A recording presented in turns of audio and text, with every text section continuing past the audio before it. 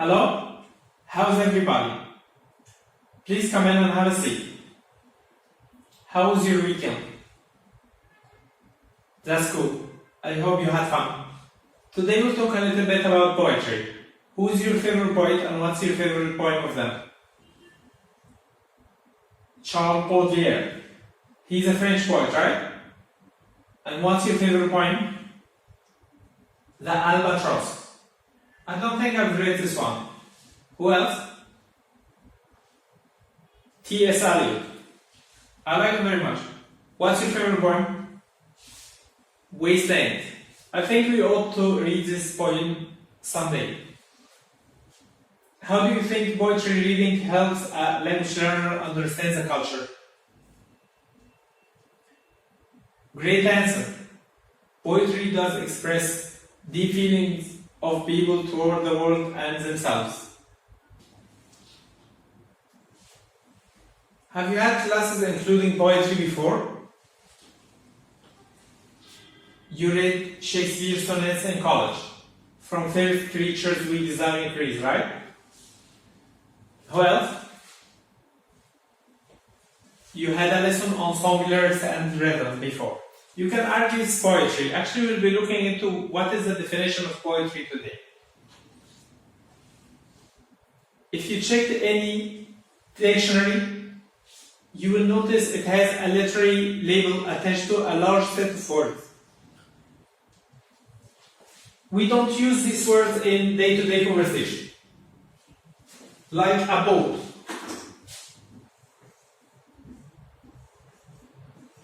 Which means a home. Also, behold, which means to see or look at something. Also, isle, which means island. The S is silent, we say isle as we say island.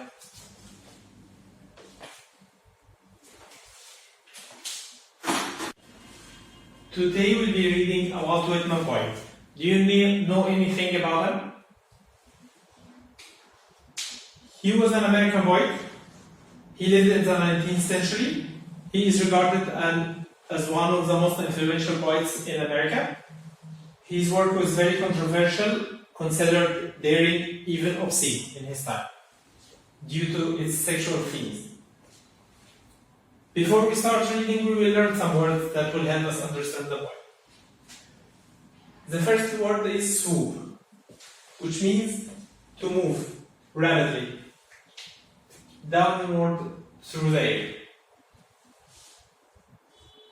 The word gap, which means to talk or chat. The word loiter, which means to wait or stand idly without an apparent purpose. Yelp, which means to shout or exclaim with a hoarse voice, hoarsely. The word scud, which means a vapor, cloud, driven by the wind. The word sling, which means to throw something. The word coax, which means to persuade. Effuse, to give up a liquid or a smell. The word eddy, which means a circular movement in a wind or in vapor. The word lacy, which means it's made of laces or resembles a lace. The word jack, which means a sharp projection. The word bequeath, which means to give up something when you die. To give something by a will to a beneficiary. Some interesting facts about Walt Whitman. He named his poetry collection Leaves of Grass, meaning pages of trash. Bram Stoker and Walt Whitman corresponded throughout their lives. Stoker claims Walt Whitman's character inspired his novel Dracula, Count Dracula. To stir up interest, Whitman reviewed his book for New York newspaper. He called it transcendent. He called himself an American bard that lasts and raved about it. In 1852, he serialized a short mystery novel called The Life and Adventures of Jack Engel in a New York newspaper. It was lost for 168 years until it was rediscovered in 2017 by a historian called Zach Turbin. Whitman in his life threatened to shoot anyone who dredged up his earlier crude works for republication. Let's read. A song of myself. The spotted hawk swoops by and accuses me. He complains of my gap and my loitering. I too am not a bit tamed. I too am untranslatable. I sound my barbaric yoke over the roofs of the world. The last scud of day holds back for me. It flings my likeness after the rest, and true as any on the shadowed wilds, it coaxes me to the vapor and the dusk. I depart as air. I shake my white locks at the runaway sun. I effuse my flesh in eddies and drifted in lacy jags. I bequeath myself to the dirt to grow from the grass I love. If you want me again, look for me under your boot soles.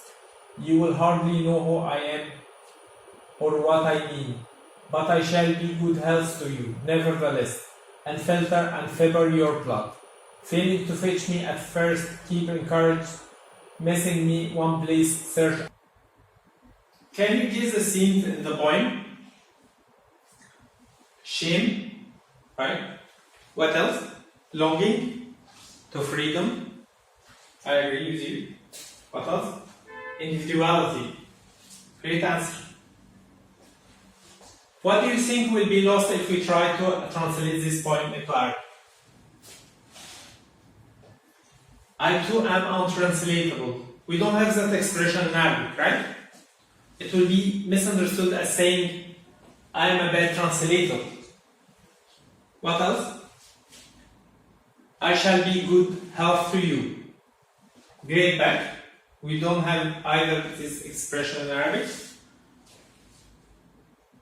It will be considered threatening. It will sound alien. I want you to read other American poets as well.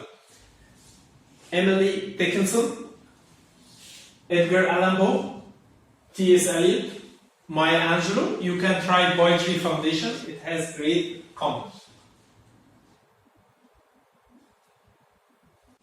Our homework will be a task. I want you to reflect on the question, what is poetry? What makes a specific set of words poetic? And why aren't newspaper headlines poetic? I want you to give it your best shot. Give me 3 reasons why a certain set of words are considered in their context a poem and other aren't. I will see you next week. Thank you very much.